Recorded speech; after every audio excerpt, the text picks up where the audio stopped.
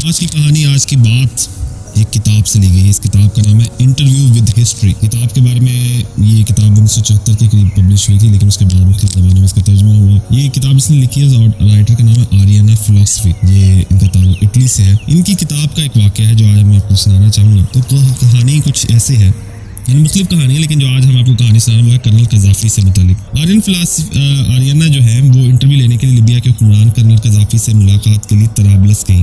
इनका कहना था कि वो तराबलस के सदारती महल में पहुंची तो सदर के अमले ने इनका इस्तकबाल किया। इन्हें सदारती ड्राइंग रूम में बिठा दिया गया। ये इंतहाई शाहाना सदारती ड्राइंग रूम था और ड्राइंग रूम में बैठकर कर्नल कज़ाफ़ी का इंतजार करने लगे।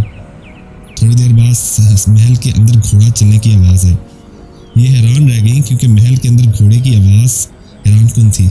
अभी इसी हैरत में ही थी कि उन्होंने एक अजीब मंजर देखा कि महल के अंदर दरबानों में ड्राइंग रूम के मरकज़ी दरवाजे को जब खोला, ये कर्नल कज़ाफ़ी पूरे फौजी लिबास के साथ एक तलवार लिए कमरे में दाखिल हुए। ये घोड़े में सवार थे। आरियाना फिलॉसफी की चीख निकल गई क्योंकि काफ़ी गैर मुतवक्के था। आप तसव्वुर कीजिए कि आप एक ड्राइंग रूम में बैठे और मेज़बान घोड़े पर बैठकर ड्राइंग रूम में आ जाए और इस मुलाकात का अगला हिस्सा मज़ीद दिलचस्प था।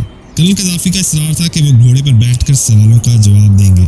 आरियाना सोफे पर बैठकर सवाल करेगी और ये शर्त आरियाना फिलॉसफी के लिए मुमकिन नहीं थी। चुनाचा यूं वो इंटरव्यू अधूरा छोड़कर बाहर चली गई और यूं ये वाक़या तारीख का हिस्सा बन गया। कर्नल कज़ाफ़ी एक तारीख का एक दिलचस्प किरदार था।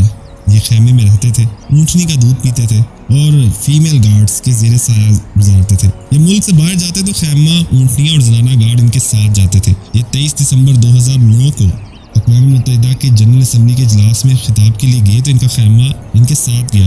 इन्होंने अमेरिकी हुकूमत को मजबूर करके न्यूयॉर्क शहर में खुली जगह पर खैमा लगाया और इस खैमे में रहे भी। इसके बाद फ्रांस के दौरे पर गए तो सदारती महल के सामने खैमा लगाया और इस खैमे में रहे। इसमें इनके साथ ऊँटनियाँ और इनके फीमेल बॉडी गार्ड्स भी जाती थी और ये अपने लिबास की वजह से काफ़ी मशहूर थे। तो ये थी आज की कहानी।